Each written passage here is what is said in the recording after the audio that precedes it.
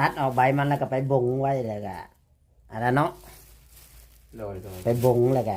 ก็ซื้อเป็นมิดน้ำพี่น้องเลยให้เพิ่นไปหวานเฮ็ดชวนนะมันมีพักบัวบ่นี่นะแล้วก็มีมะฮุงมีมะแตงมีมะเขือมีมะถั่วแล้วก็มีมะเล่นให้เพิ่นไปปลูกอะไรพี่น้องบ่ฮู้ว่าเพิ่นสิปลูกบนใดเราก็สิถามเพิ่นว่าเพิ่นสิปลูกบนใดสิขุดข้างหัวนี่ได้บ่มีแนวขุดแนวหยังล่ะบ่ท่านหมอ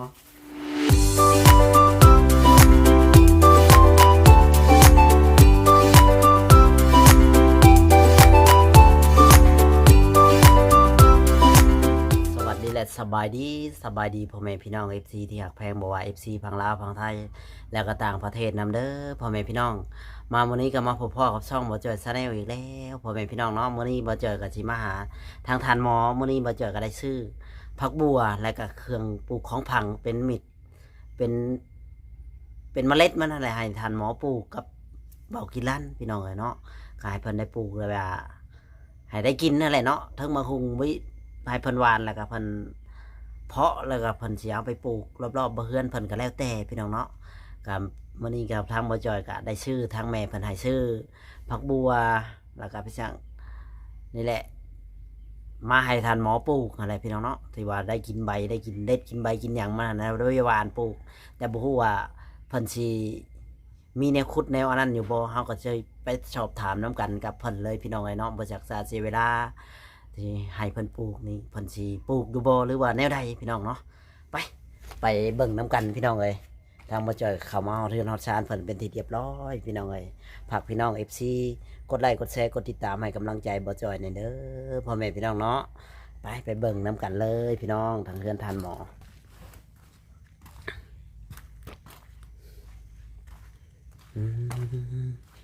โอ้โหเพิ่นอยู่เฮือนหรือบ่พี่น้องเอ้ยนี่เพิ่นก็บ่ได้ตากใส่เลยเด้พี่น้องเนาะเพิ่นก็ตากหลังบ้านแล้วเนาะพี่น้องเอ้ยนี่มาจอยก็ได้ซื้อผักบัวแล้วก็เป็นมิดเป็นหยังในเป็นช่องอะไรให้เพิ่นปลูกพี่น้องผักบัวสิชื่ออันนี้ก็ผักอันนั้นก็ให้เพิ่นบงเอาอะไรพี่น้องเนาะทั้งผักทั้งหญ้าไปเบิ่งน้ำกันเลยพี่น้องพี่น้องสบายดีเบากิรันกับท่านหมออยู่น้ำกันมื้อนี้บ่ได้พากันไปทางไหนบ่อยู่อยู่เฮือนเนาะมื้อนี้เนยเป็นกินข้าวกับหยังมื้อนี้นะปลาแล้วกินข้าวกับปลา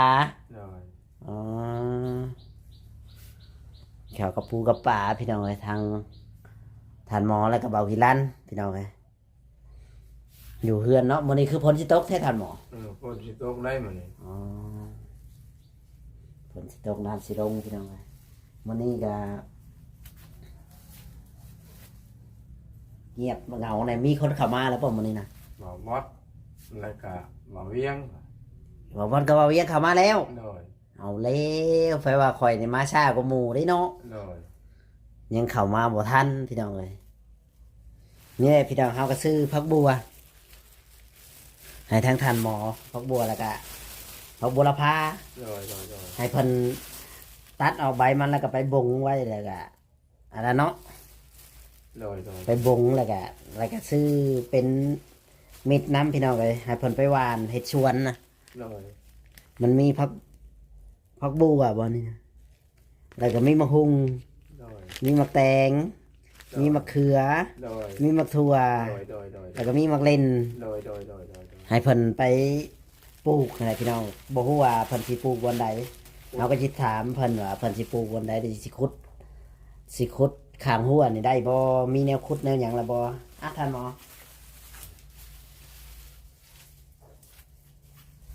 นี่แหละเอาไว้ให้เพิ่นปลูกใบมันเจ้าก็ตัดกินบ่เป็นหยังก็ตัดครึ่งนึงก็เอาหัวมันเฮาก็ไปปลูกไปบงไว้หั่นนะรู้อยู่บ่ฮอดน้ำมันนะนี่น้ำก็มีเฮารู้อยู่ฮดดูบ่ได้สู้ฮดดอกยามนี้ไม่ต้องฮดได้ฮดแล้วตะบิดนี่บ่กี่ล้านฮดได้อยู่บ่ฮะได้อยู่แล้วฮดน้ำแบบว่าช่วยกันนั่นกินน้ำกันนั่นแล้วโดยให้แบบ เจ้าก็เป็นคนออกแห้งแบบว่าขุดหลุมขุดอย่างหนึ่งขุดได้อยู่บ่ขุดเห็ดขนานมันนี่นะ บ่ได้ ฮะ บ่ได้ เป็นหยังบ่ได้ใกล้ๆนี่ไดขุดบ่เป็นบ่หรือว่าบ่เคยเห็นเพิ่นขุดคันแม่นคอยสอนเจ้าจะขุดบ่สอนเจ้าขุดนี่แหละขุดอยู่เนาะนี่แหละคอยสิบอกให้เจ้าขุดมึงฮะขุดเห็ดหนานบ่ใหญ่บ่กว้างปานใดดอก เพราะว่าพื้นที่มันจำกัด ก็อยากให้พวกเจ้าได้กิน โดย บ่แม่นหยังเราก็ให้ได้กินนั่นแหละเพราะว่า โดย คันว่าเฮาบ่ปลูกเฮาสิไปซื้อไปขอเขาก็มันบ่ได้อยู่แล้ว อืม มันเอามาให้ก็ได้ปลูกแล้ว ได้ปลูกได้พังเฮ็ดได้ไหนก็เอามาปลูกมาพังเฮาหว่านไว้ก่อนนานหนึงแนวขุดแนวหยังนี่มีแล้วบ่ท่านหมอ ยังไงบ่มีอย่างไร บ่มีเสียม บ่มีเสียมก็บ่มี เสียมจกก็บ่มี บ่มีมะเขือเลยมะเขือนี่ครับเอ้ย เสียมจกก็บ่มีผ้าได้จ้ะ ผ้าก็บ่มี ผ้าก็บ่มีเสียมซื้อก็บ่มี บ่มี มีแต่บ่มี บ่คง แปลว่าในเฮือนเจ้านี่บ่มีหยังสักอย่างเล บ่ ยเอาแล้วพี่น้องเอ้ย ผ้าก็บ่มีเสียมจกเสียมซื้อก็บ่มีผ้าสิพันก็บ่มี บ่มีครับผ้าสีพันเสียมจกเสียมซื้อก็บ่มี บ่มี บ่สิเอาไปยังขุดปลูกบาด นั่นบ่มี มันก็บ่มีแนวขุดปลูกเท่านั้นแหละบาดที่หาปลูกในใดพี่น้องเอ้ย ผ้าสิพันมันยังบ่มี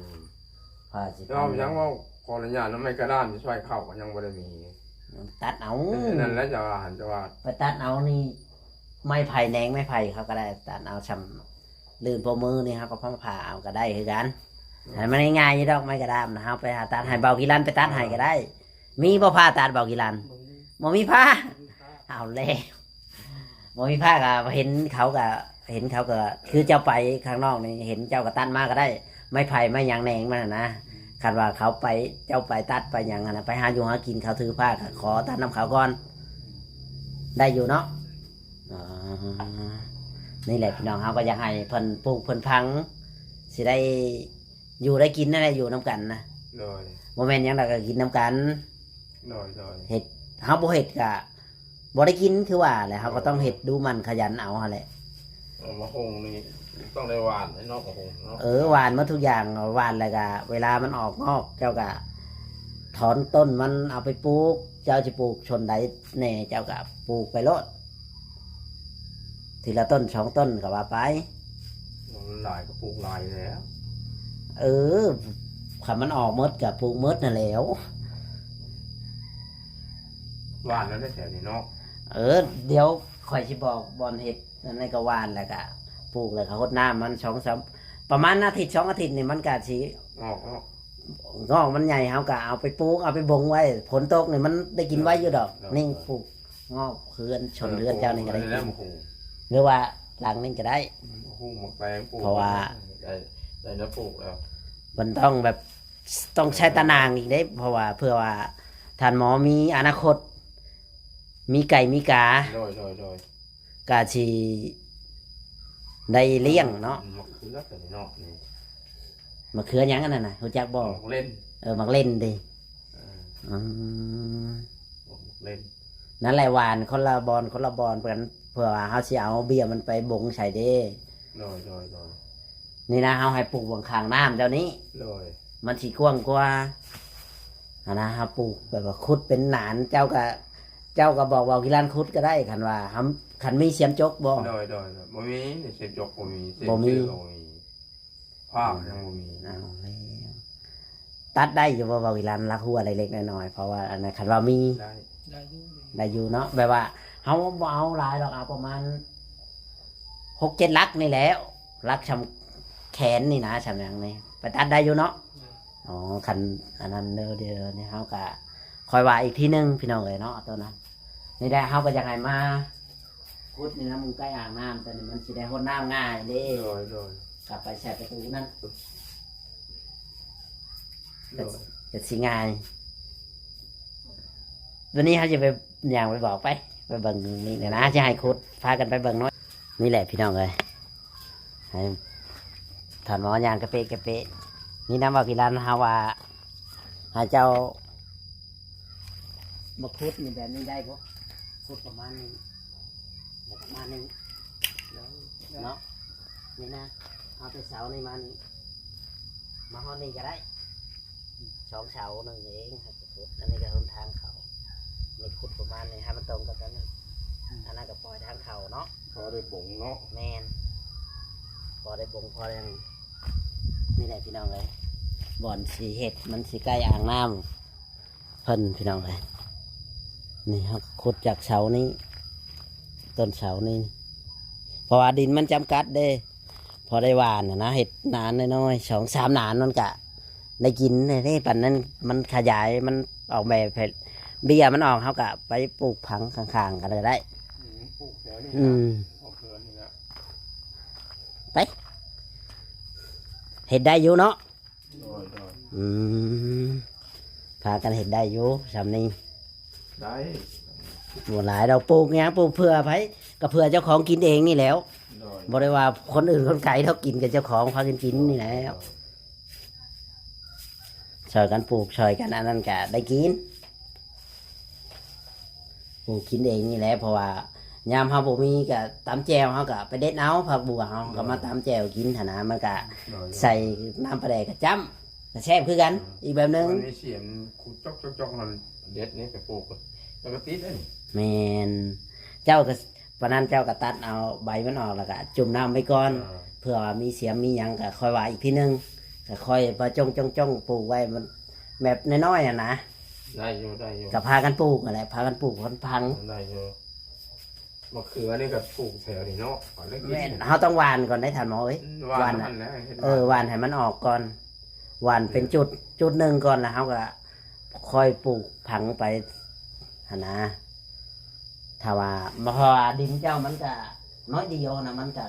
เห็ดหยังมันก็สิยากในน้อยหนึง โดย มันลำบากที่ว่าดินมันน้อย นั่นแหละ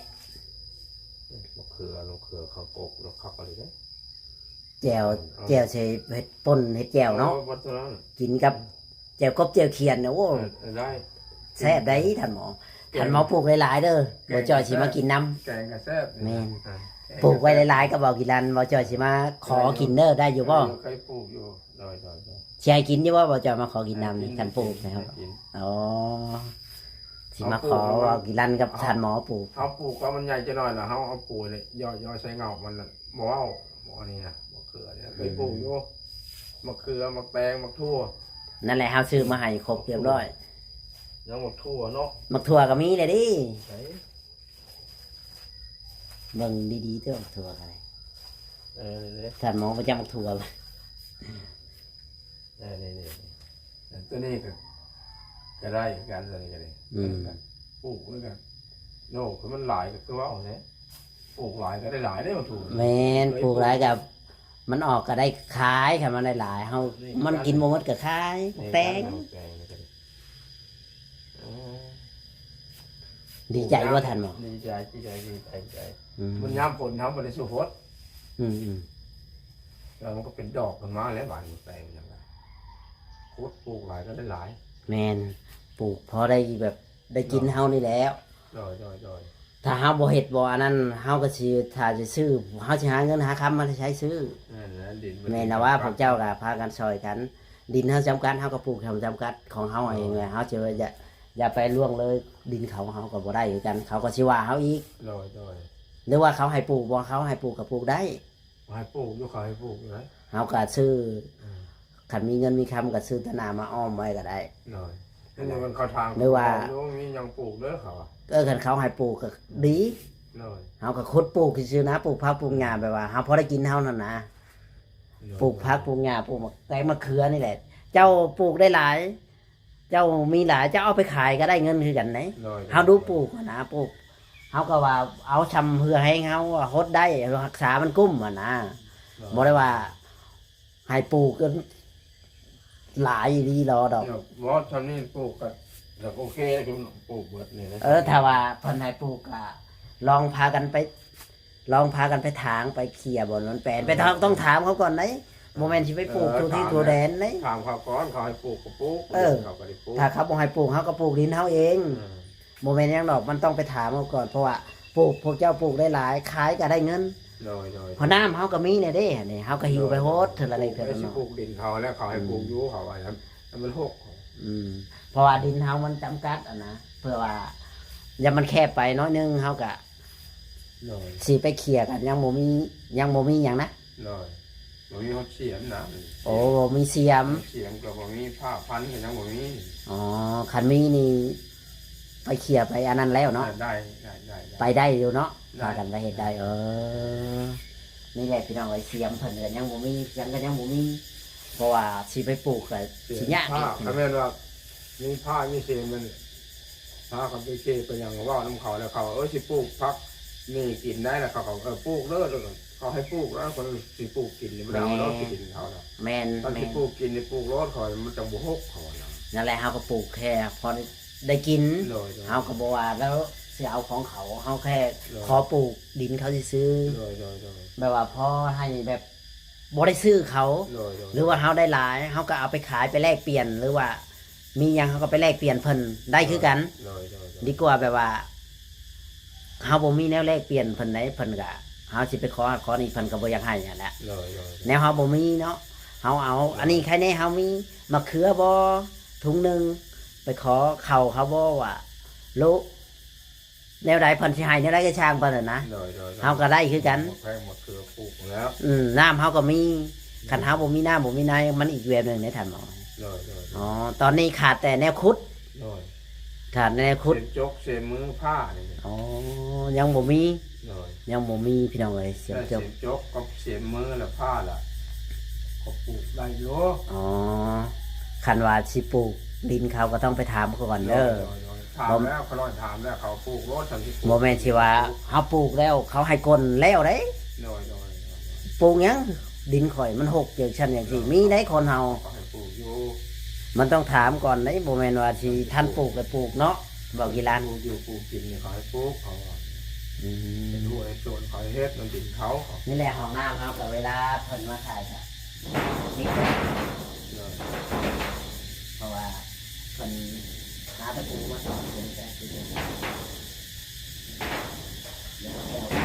เอา